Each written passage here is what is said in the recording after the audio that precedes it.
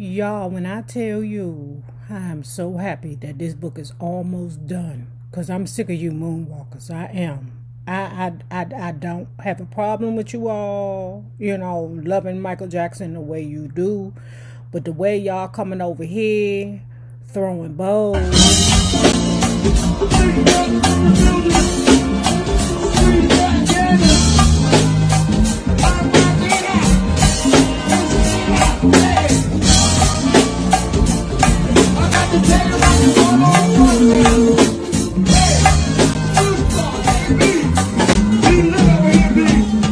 After obtaining what he believed to be the truth from Jordy, Evan Chandler demanded another meeting with Michael Jackson.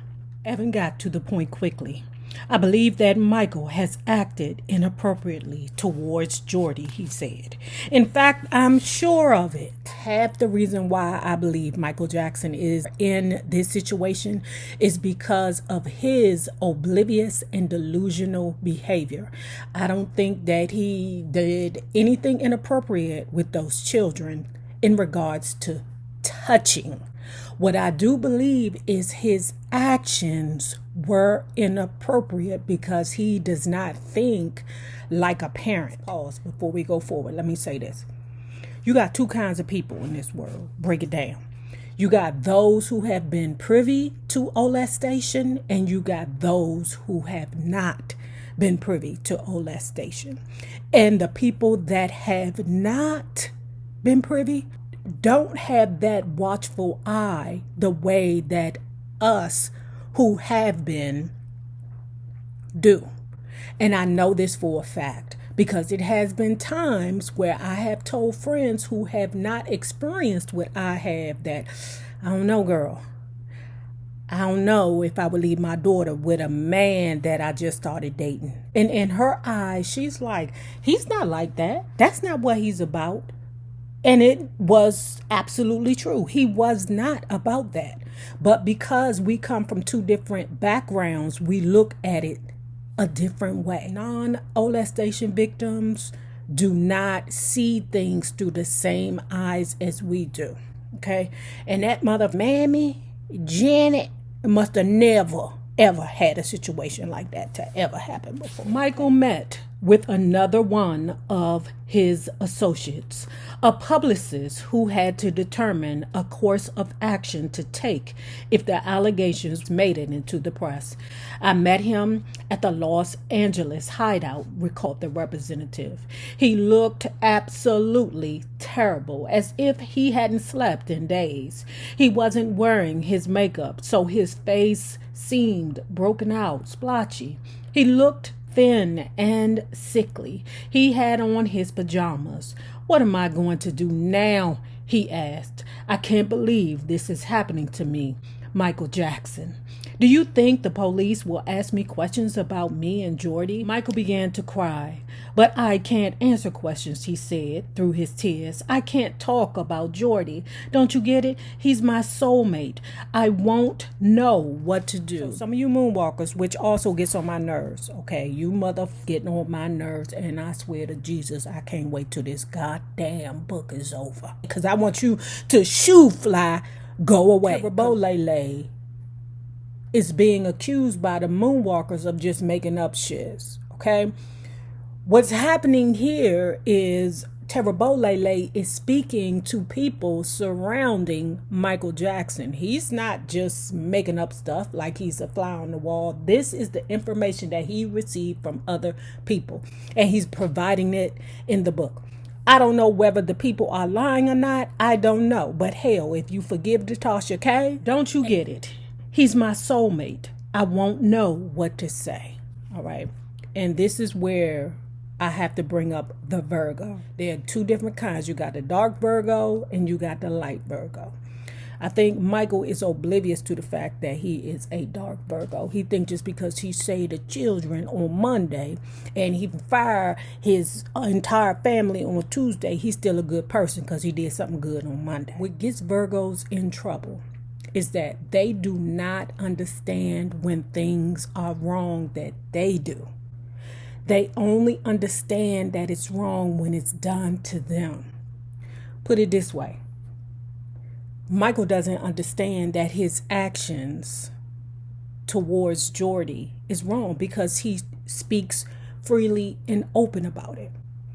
But if that same situation was to happen to one of his children, oh, believe me, he would get it. Just tell the truth, Mike, suggested the publicist as he patted Michael on the shoulder. But no one will believe me, Michael said, sounding defeated. It's my word against Evan's. Poor Jordy, Michael added, wiping his eyes with the back of his hands. I can't believe his father would do this. We were so close. Evan is so jealous of me, so jealous of me. The publicist then asked how Michael wanted to handle the media when the allegations became news. Oh, screw the media, Michael said, going from sadness to fury in a nanosecond. I don't care what they say about me. They're going to make stuff up anyway.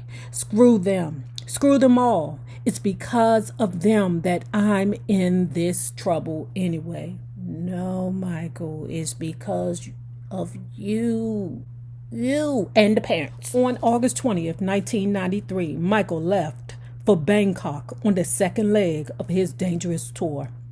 How ironic for him to start again in a city known as the sex capital of the world. Michael was swamped with feelings about leaving Los Angeles. He could not fathom that Jordy would not be with him on the road.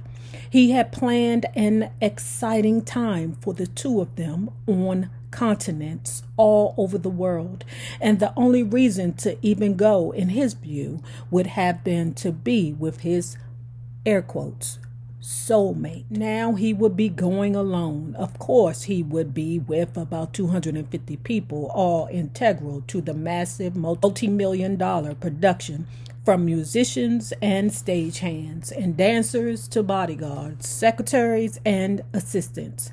However, as far as Michael was concerned, he was alone if he was to be without Jordy.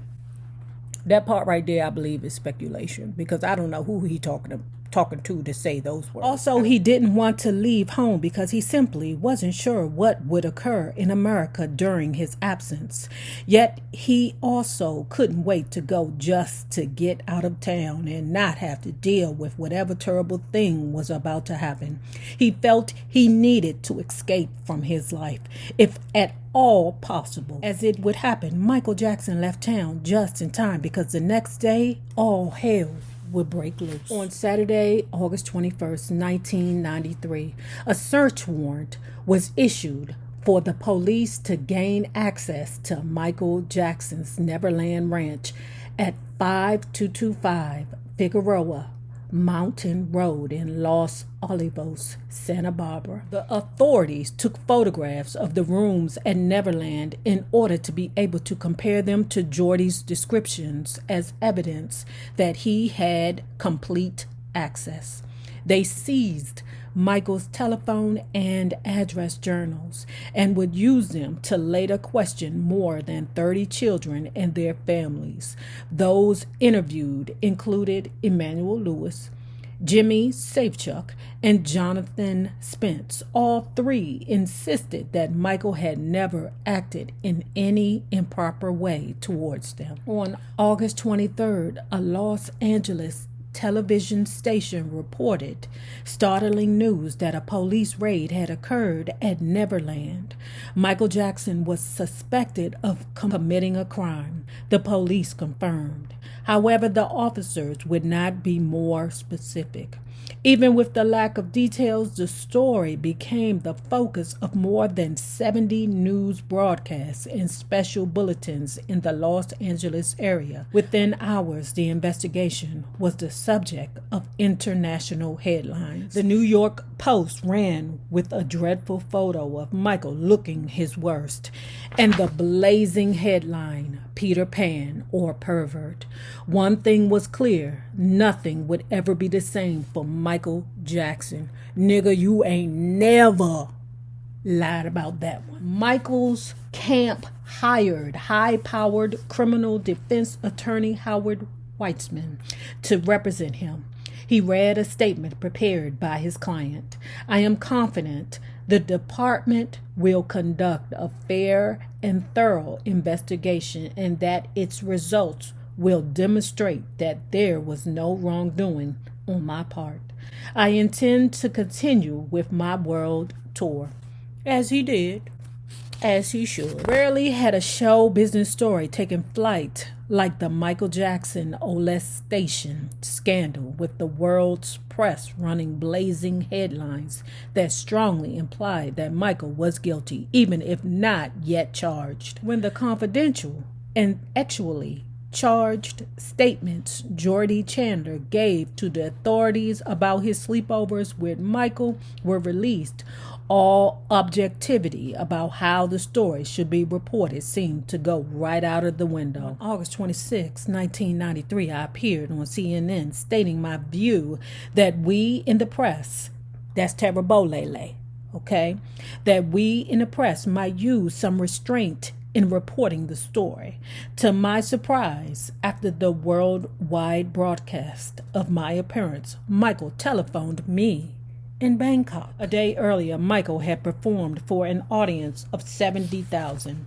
He ended his show accompanied by a stage full of children while singing his personal anthem, Heal the World, to the appreciative crowd. He had seen the CNN report while backstage, he said, and called to thank me for my remarks. How are you feeling? I asked him. Bad, he said. He sounded weak, his voice a whisper. Is there anything I can do? I asked. No, he answered. I'm just very, very sad. It's such a terrible world, isn't it? No love in the world at all. Delusional. He just don't get it. I think Michael Jackson should not have been persecuted for his crimes against children. I think he just learned a very, very, very hard lesson. Very, very hard lesson that I still, even to the day he died, don't believe that he understood. Because in his mind, it's pure and it's love. He promised to send a gift from Neverland to show his appreciation for my report. Maybe a llama, he said, his spirits seeming lifted by the thought. Do you have room for a llama? I'll send you a nice big llama, he chuckled. Shortly thereafter, the Jackson family held their press conference. You say that you love